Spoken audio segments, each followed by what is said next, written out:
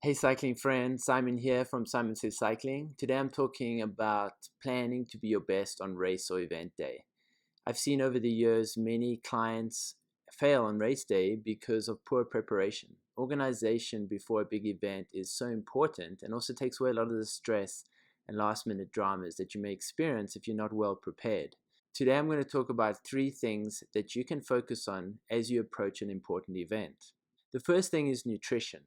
Over the years, I've seen many clients have issues with nutrition on race day. When it comes to training, they feel fine, but when it comes to racing, they experience cramps, they experience muscle pain, they experience dehydration, they bonk sometimes. What is the cause of that? The typical cause is because you really haven't prepared your body in training for consuming a higher level of carbohydrates. Maybe you're switching sports products, maybe you're introducing foods that you're not used to. So here you really want to have a plan in place that you can practice in training. Now I'm sure you have some rides that are similar to race intensity, like hard group rides or just hard training sessions. During those sessions, you really want to implement that same nutritional plan that you would do in the race, just to train your gut. It's important to practice consuming a high amount of carbohydrates if you're racing for 3 or 4 hours at a high intensity. That means for most people 90 grams or more of carbohydrates every hour. If the first time you do that is in racing, chances are your gut is just not going to be able to consume that amount of carbohydrates without some distress. So to avoid distress, number one, train your gut in training ahead of time. Find the products that work for you, find the foods that work for you in training, and then don't introduce anything new when it comes to race day.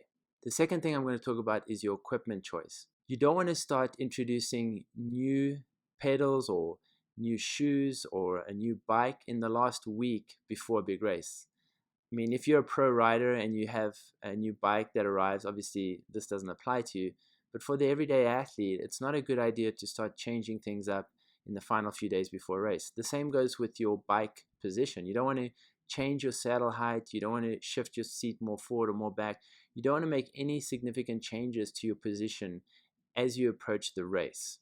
It's also important to ride the bike that you're going to race on a lot of times. I've seen clients over the years, they'll do a time trial, but they haven't been on their time trial bike for a few weeks. It's very important to ride the bike that you plan to race on at least 2 or 3 times a week in the weeks leading up to a big event.